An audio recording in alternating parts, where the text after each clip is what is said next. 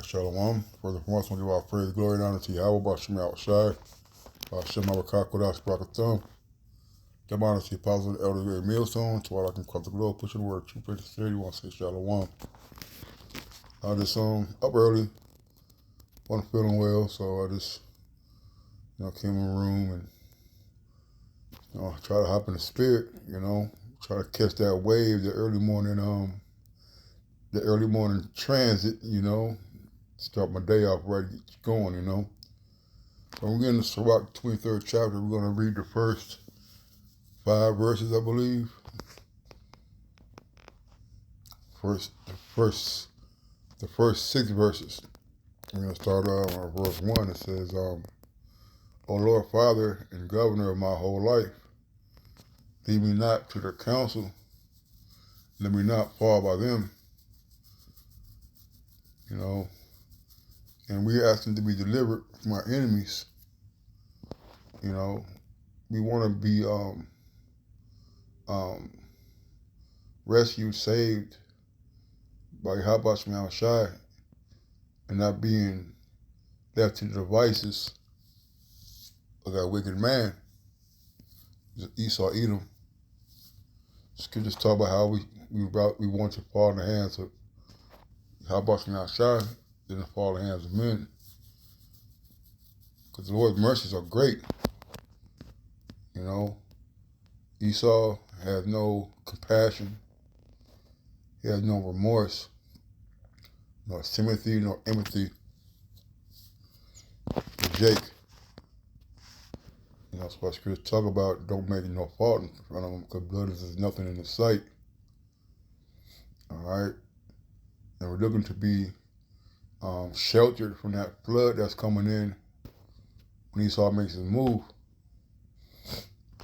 Verse 2, it says, Who will set scourges over my thoughts, and the discipline of wisdom over mine heart? They spare me not for my ignorances, and pass not by my sins. We got to control ourselves. We got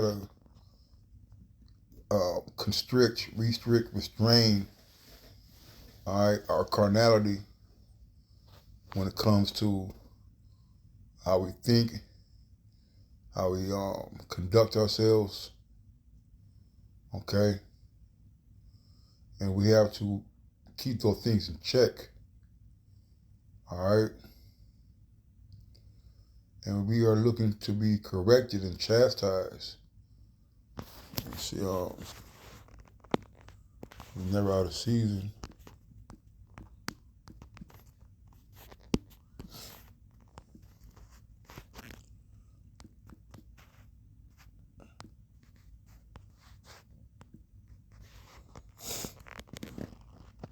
This is Sirach 22:6. It says, A tale out of season is music in mourning, but stripes and correction of wisdom are never out of time.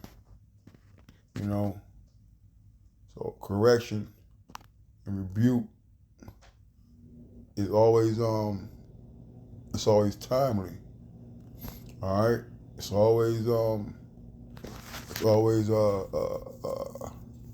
right on time. All right, we don't have to. That's not the word I want to use. We want to be corrected in our faults.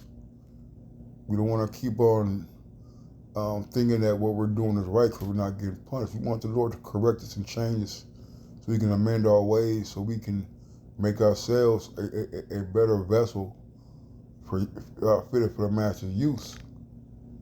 All right. Verse 3 says, Lest my ignorances increase, my sins are bound to my destruction.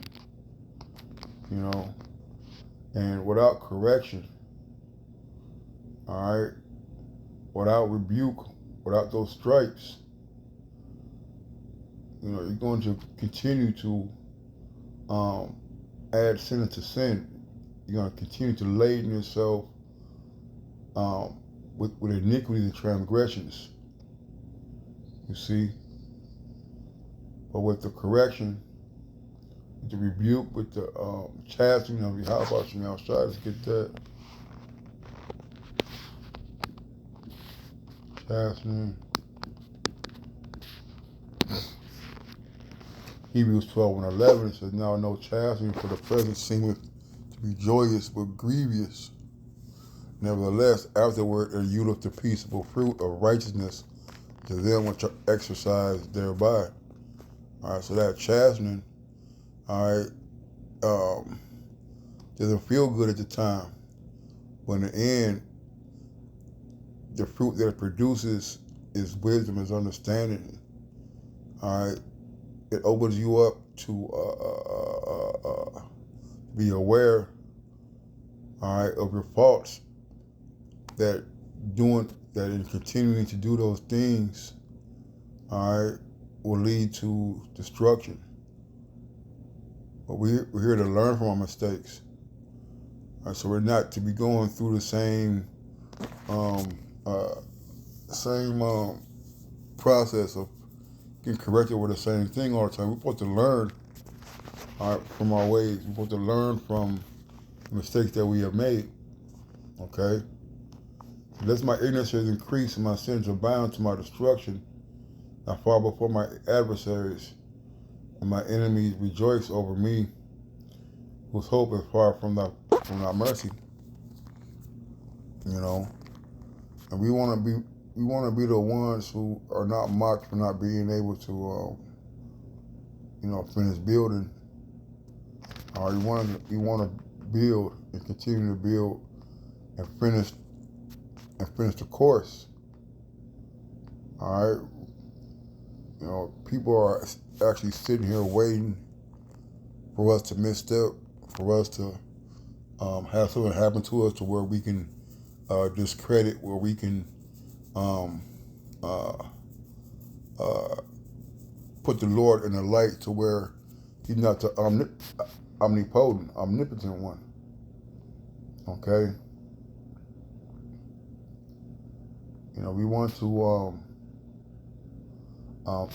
have that sure footing, okay, to where we are confident, we are assured that no matter what happens to us, man, that we're going to continue to teach. We're going to continue to follow Yahweh outside, to continue to do this work.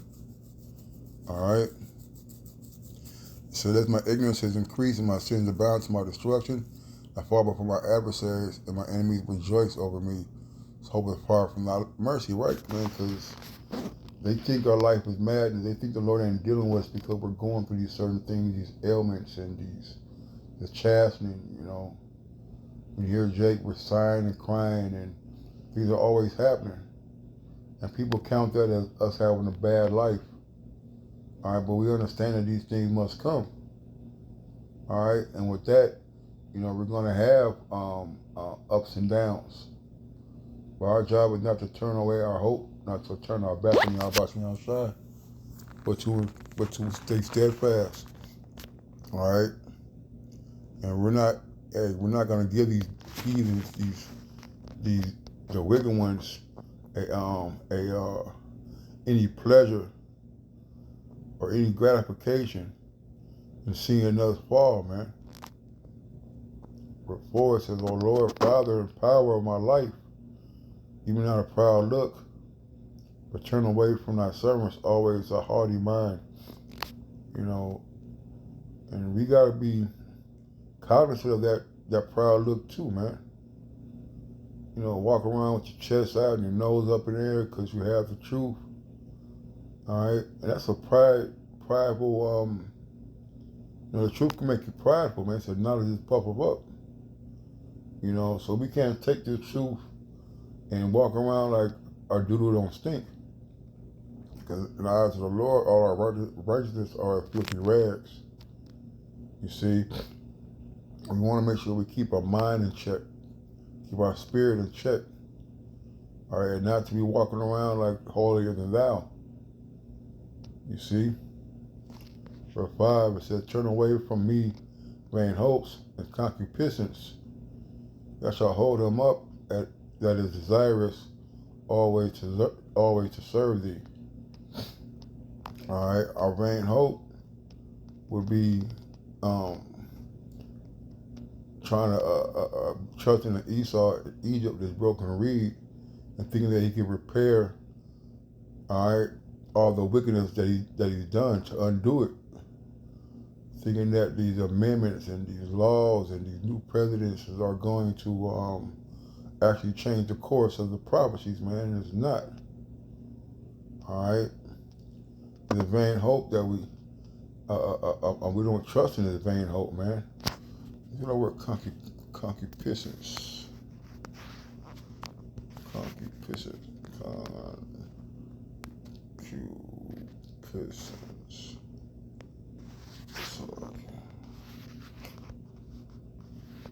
Concupiscence is ardent desire and proper or illicit desire, thus fulfilling, man. All right.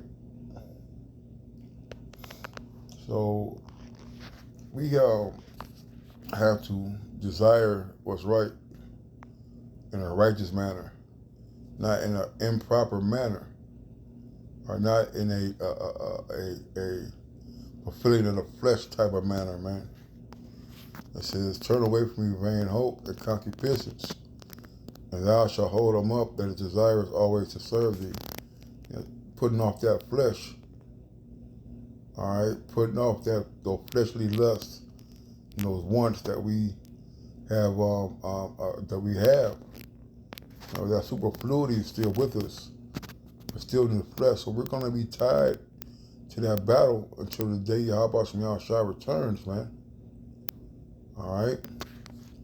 The point is to let not the greediness of the belly nor lust of the flesh take hold of me, and give not over me thy servant into an impudent mind, a hard-headed, stiff mind, man. All right? Does not desire the ways of the world, man. The pride of life. See, because those things are the world and not of the Most High. You get that? Because those things bring death. All right?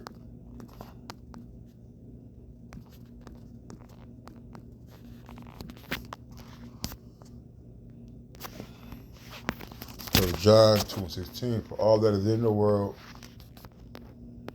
the lust of the flesh, the lust of the eyes, and the pride of life is not of the Father, but is of the world. It says the world passes away, and the lust thereof, but he that doeth the will of the Most High abideth forever, man. All right. So all the things that we see in the world, nothing but pride, man. They play on your emotions, they play on your desires, they play on the carnality. You see, and we're to combat that, man. You know, we combat that, fight that, you know, with every ounce of power and might that we have, man. You know.